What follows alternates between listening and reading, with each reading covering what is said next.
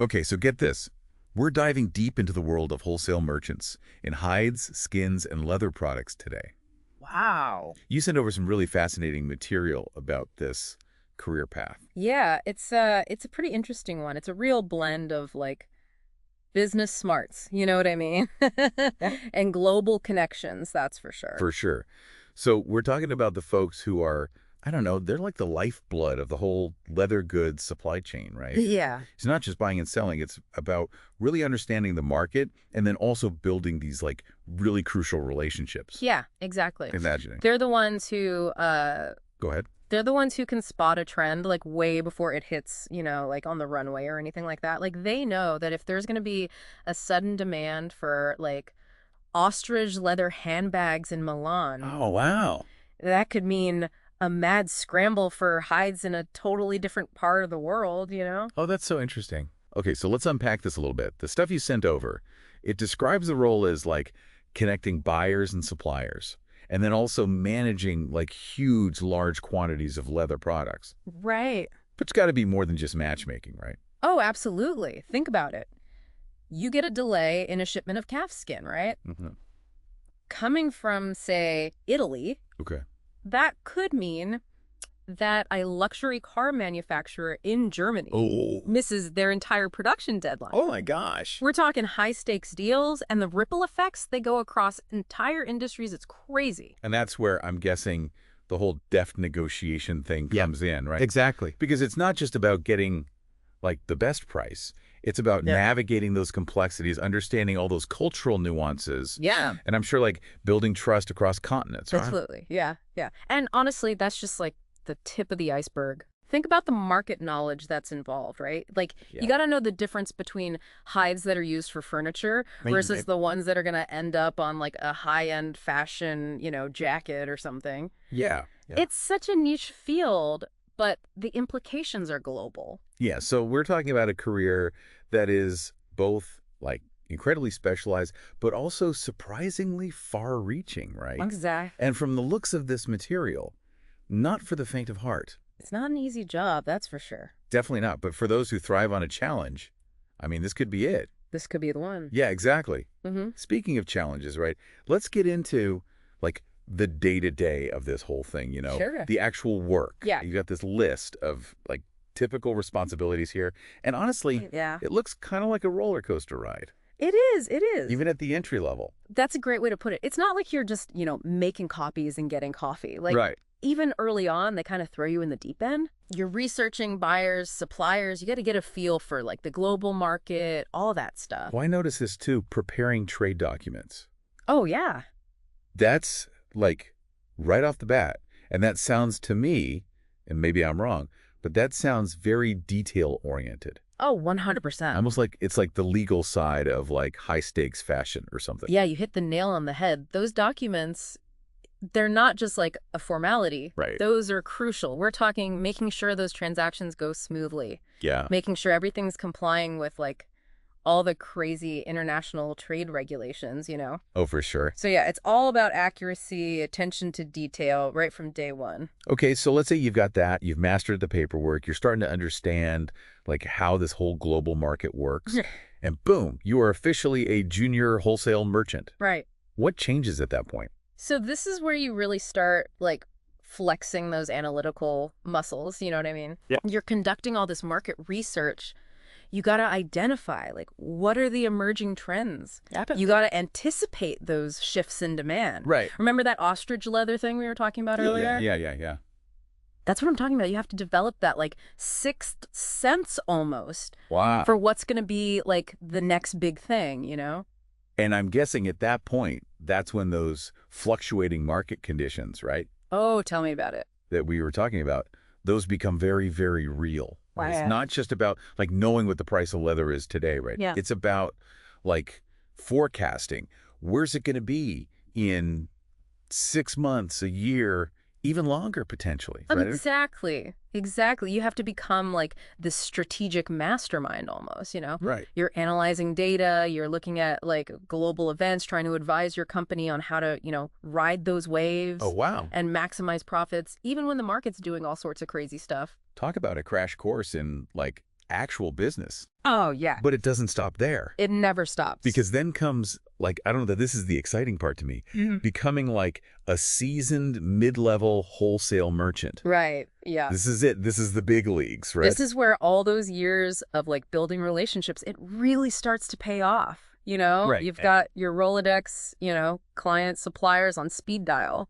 Yeah. You're leading market research. You're the one calling the shots on these like really complex trade deals. Oh, I bet. And I imagine this is where that social perceptiveness, which we see here on this list, Oh, yeah. you list that as a key skill. And honestly, Absolutely. even more important than I would have thought going into this. Right. And for good reason. It's because like at this level, you're not just, doing transactions. Right. You're building these long-term partnerships, I see. You got to be able to read people, understand what makes them tick. You know what I mean? Yeah.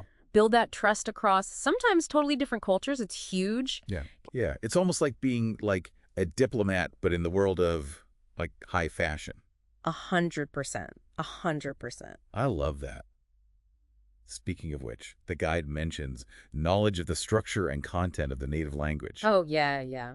Which it makes sense, but I don't think it's something that people would necessarily think about right away. It's one of those things you don't realize until it's too late. You know what I mean? Right, right. Like all it takes is one little misunderstanding, right? And like a high pressure negotiation Oh, yeah? could be the difference between, a killer deal Right. and a total disaster, a costly mistake, Wow. And it's not just about the words themselves. It's about, like you're saying, building that rapport. Right. Understanding all those cultural nuances. It really comes down to clear, effective communication, Yeah, and that's where, like, organizations, for example, like the CFA Institute come in, right? Yeah. Because they offer, like, those specialized certifications in, like, commodity trading, which, I mean, that's got to be huge in this kind of field. Oh, it's invaluable. Yeah. It really is. It's like getting a master class Right. in navigating, like, the entire global marketplace. 100%. Yeah. That's incredible. Right. But, I mean, let's be real, right? Oh, All yeah. this expertise, it doesn't come for free. Right. Right. Let's talk about the upsides. Okay. Yeah. Especially for someone who, from what I'm hearing, sounds driven like you. So, okay, we talked about the skills, the challenges, the global connections, all that, right? Right. But for someone who is, driven by success, like, what are the real rewards here of, like, diving into this world of hides, skins, leather products, all of that, Well, I mean, the guide does mention, like, straight up, the potential for high income, which Of course, yeah. that's got to be a draw for a lot of people. Right. But it goes beyond that, Like, imagine closing that major deal Yeah. that keeps a whole factory running, or even just sourcing, like, the absolute perfect leather that ends up, like, on a runway in Paris or something, That's incredible. Yeah. It's like you're at the intersection of, like, business and then also fashion and then global trade all at once, It's wild. That's amazing.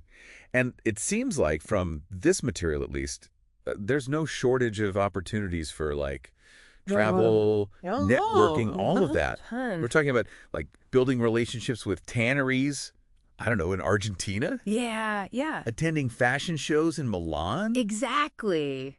Exactly. Maybe even like negotiating a deal Oh, yeah. over tea in some bustling market somewhere like Dhaka. 100%. This is not like a desk job. You know what I mean? No, not at all. It's dynamic, it's fast-paced, I love it. and it gives you, like, a level of autonomy that I think a lot of people would find really, really rewarding. Totally, totally.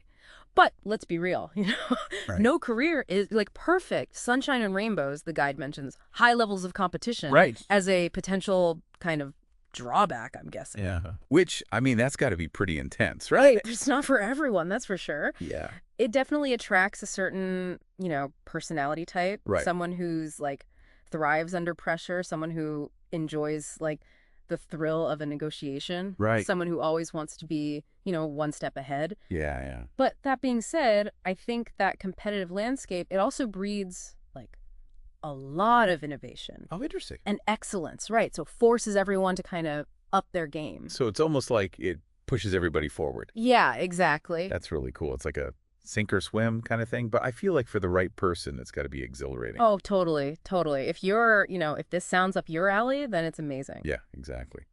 Okay, last but not least, where does someone even start? Like, how do you even begin this journey to becoming this, like, wholesale merchant in hides, skins, and leather products, all this stuff? Well, the guide actually has some really good advice, which is, start with internships, entry-level positions, Yeah. wholesale companies, international trade companies, whatever you can find. Gotcha. Get your foot in the door, Yeah. learn the ropes, Yeah.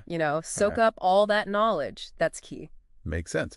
So it's all about building those skills, Yep. making those connections early on. Exactly. And don't underestimate, like, the power of networking, right? Wow, huge. Because the guide even mentions that, like, attending these industry events, Oh, yeah. connecting with people, I don't know, on LinkedIn, whatever it is. 100% got to put yourself out there, right? Sweet. Build those relationships. That's everything. So important. And while you're doing that, right, Yeah. take advantage of all those external resources that are mentioned. Oh, yeah. Like, I'm looking at this list. We've got the World Trade Organization, for example. Great resource. They've got tons of info on trade policies, regulations. Absolutely. Yeah. And then you've got like the CFA Institute. They can give you a lot of really good insight into commodity trading. It's like having like a roadmap almost That's to right. navigate this whole complex world. It's great. Absolutely. Yeah. It's essential. We've covered so much today, from like all the details of global trade to like the art of, closing a deal, It's a lot. negotiation. But one thing that I keep coming back to Yeah. is this idea of ethical sourcing, which you sent me a lot of material about. Right. And it seems like that's becoming like a really big deal. Oh, yeah. More and more Well, these the industry as a whole, right? consumers are like way more aware now of, Right. the impact of their choices, Totally. environment, social impact, all of that. It's like people are really paying attention to where things come from these days. Exactly. Exactly. So that puts a lot of pressure on, companies to be Right. more transparent, Of course. sustainable, all that good stuff. Yeah, for sure. And that's where, as a future wholesale merchant, Right. you can really, I think, make a difference here Absolutely. by, understanding those complexities. Yeah. Got to know the supply chain inside in. Right, exactly. Advocate for those ethical practices. Partner with, suppliers that are doing things the right way. Exactly. You can make a huge difference. It's almost like it's going beyond just, the business itself. Yeah, totally. And it's about, the ethics behind it, which is fantastic. 100%. It's about, looking past just the bottom line, Right. thinking about the bigger picture, Yeah. what kind of impact are your decisions having on the world? That's amazing. That's the future of the industry right there, It's these individuals who are willing to kind of ask those tough questions, Right. challenge things, and really be a force for good. I love that. That's a really great point to end on. Thanks. So to our listener out there, if you're ready to take on a career that is, let's be honest, as challenging as it is rewarding. Yeah. If you're passionate about, global trade, if you've got an eye for, those finer things in life, Oh, yeah. this could be it. This could be the path for you. It very well could be. Keep learning, stay curious. Absolutely. And who knows, right? Yeah, You might be the next big name that's right. in the world of hides, skins, and leather products. Ooh, couldn't have said it better myself. This has been an incredible deep dive. Thanks for coming along. Thanks for having me. This was fun.